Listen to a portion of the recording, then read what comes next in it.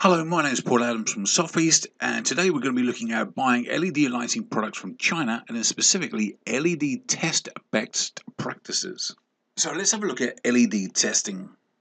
How are LEDs tested? Now, LED test conditions.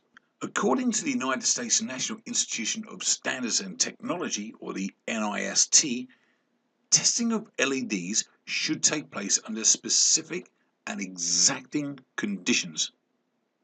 Those being the LED driver set to 350 milliamps, the ambient temperature must be 25 degrees centigrade, and the LED pulse time or the integration time must be 25 milliseconds. The test equipment and setup must be as follows. The test equipment consists of the following components. Now, that's the device under test or the DUT, the LED tester, the LED driver, the LED tester software, a computer, an optional integrated sphere. On the right hand side here we've got the integrated sphere at the top, and we have a simple handheld LED tester at the bottom. You can also see a quick schematic diagram here showing the test layout. Let's have a look at the software used, or one particular piece of software that's being used. This software is associated with the test equipment that will provide all of the key measurements. However, the important ones to check are as follows: color values, CRI, which is the color rendering index, the CCT, which is the correlated color temperature measured in Kelvin, the CIE 1931 chromaticity diagrams, and specific binning coordinates. This is the X, Y, or alphanumeric references. Once we have this data from the software, it needs to be cross-checked against the product datasheets. As a quick reminder of the Kelvin, or the correlated color temperature, or short color temperature, here are the cool whites at 5000 Kelvin, the neutral white at 4000 Kelvin, we have a warm light at around the 3000 Kelvin, and the extra warm white light at 2700 Kelvin.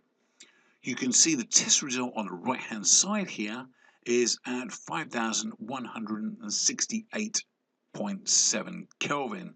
So that falls within the cool white range. Let's have a look at understanding luminous efficiency. An energy efficient lamp is efficient at converting electrical energy into light that is visible to humans.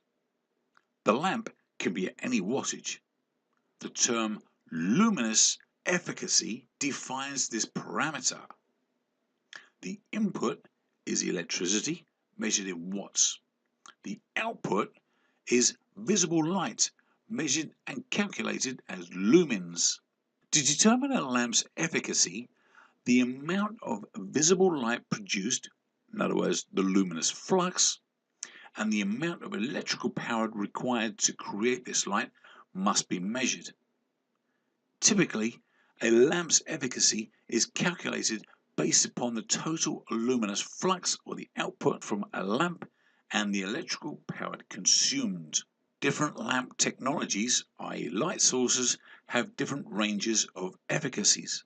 You can see the graph on the right hand side here showing that. Now, the luminous efficiency is the perceived brightness of light as a ratio of the total luminous flux to a total radiant flux of the source. A measure of brightness obtained by dividing the source's luminous flux by the consumption of its power. You can see this shown here in this simple equation.